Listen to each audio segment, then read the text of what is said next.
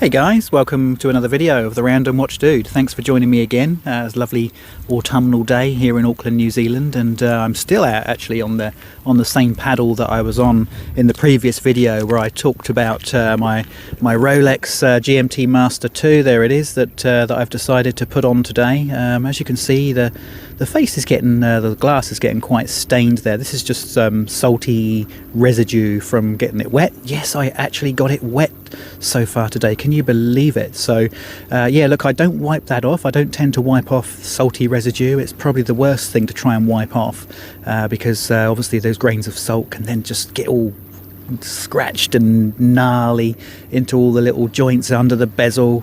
So the best way to actually deal with salty residue on a watch, guys, is wait till you get home and take it in the shower with you or something like that, and just gently rinse it off with warm soapy water. So that's what will happen later on with this one.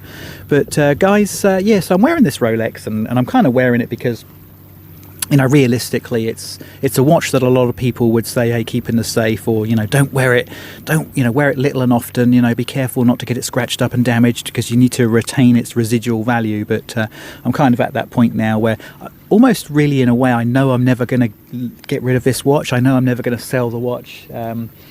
You know, it's always going to be a watch that's going to stay with me, so I'm not really too worried about scratching up the bezel or scratching up the bracelet. I'd rather not, of course. I'd rather keep it looking really minty. But hey, look, yeah, I'm at that stage where it's no longer a real big deal to me, you know. So I just wanted to have a quick chat, really, and this is actually talking about something, you know, completely at the opposite end of, you know, the kind of the luxury Rolex watch scale. But kind of wanted to have a quick ramble about my thoughts at the moment on some of the recent releases from some of the bigger watch brands.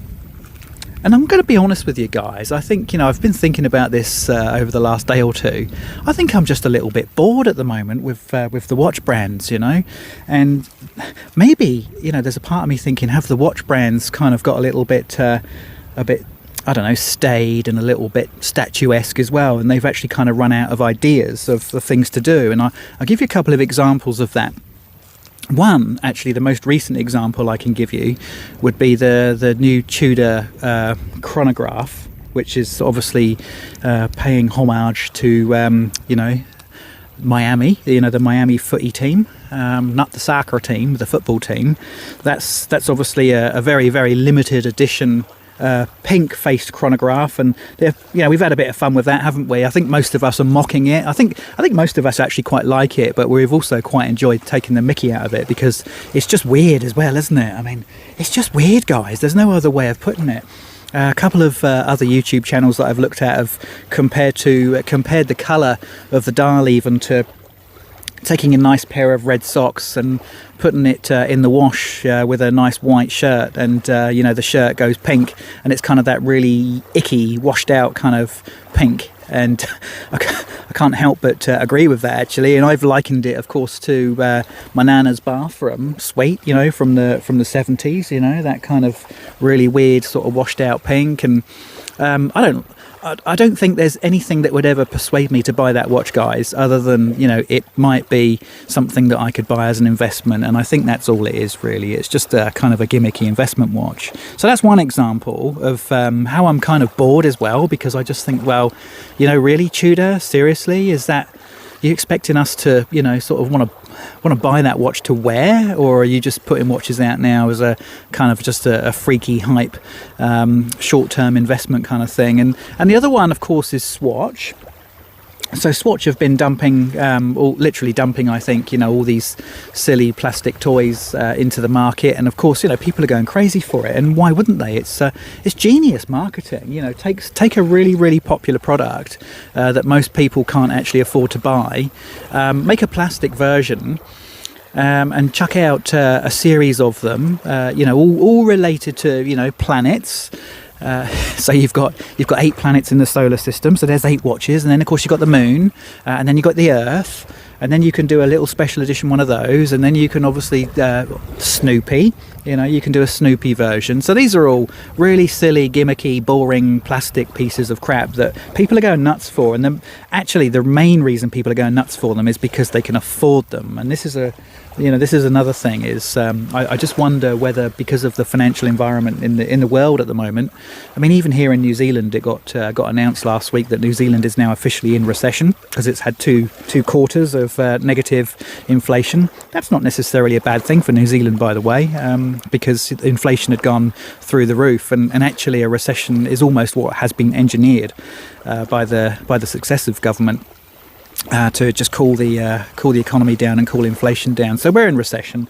Makes people scared. They don't want to spend a lot of money, and of course unemployment goes up and all that kind of stuff. And so these cheap watches, you know, that Swatch are kicking out, they're still affordable, you know, for most people. So that's pretty smart, isn't it? You know what they're doing there. But for me, guys, I just think I'm probably just a little bit sick of it all. I'm a little bit sick of plastic watches. I'm a little bit sick of special editions with, you know, with strange coloured dials. I've got a funny feeling, guys, that Rolex are going to stick out a load of new colours of Oyster Perpetual and Datejust in a couple of weeks' time at Watches and Wonders. I don't think there's anything sensational going to come out of Watches and Wonders, and I've got a strange feeling in my bones that that it's going to be a bit of a boring year. I wanted it to be a really exciting year, but I've just got this funny feeling that it's going to be quite dull. And you know, think also just while I'm having this conversation, I'm just thinking about, you know, the Rolex OP celebration dial. You know, I mean, really. And then you look at the jigsaw puzzle dial, the you know, the emotional emojis on the date. What else have we had? We had the titanium Yachtmaster, of course.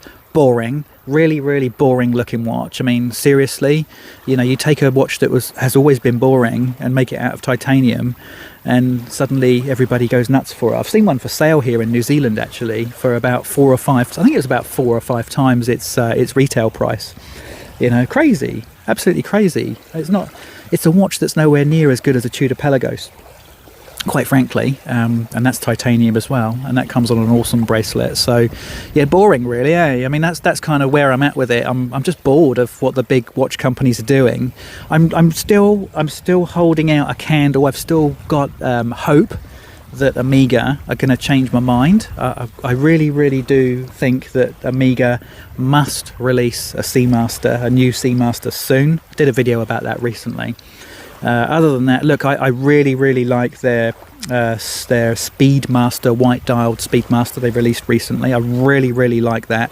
Although, you know, boring because it's just a dial colour change, really, isn't it, ultimately? So boring. I like it, but it's boring in terms of, you know, new things coming into the market. So, hey guys, let me know what you think. I'm just getting to that point where I'm bored. I genuinely can't see a watch out there at the moment that I really want to put any money down for, and that's not like me. You know, I'm a crazy watch dude. You know, I like buying watches. I love buying watches, but honestly, I can't see anything out there that any of the brands are releasing at the moment which is kind of new, unique, different, unusual, without being stupidly gimmicky and made of plastic. So let me know what you think, guys. Is it just me? Are my expectations too high? You know, do I expect too much from the watch industry, or are they just boring us at the moment? And yeah, they've just run out of ideas. That's what I'm thinking, guys. They've just run out of ideas. Let me know what you think, and I look forward to seeing you in the next video. Cheers.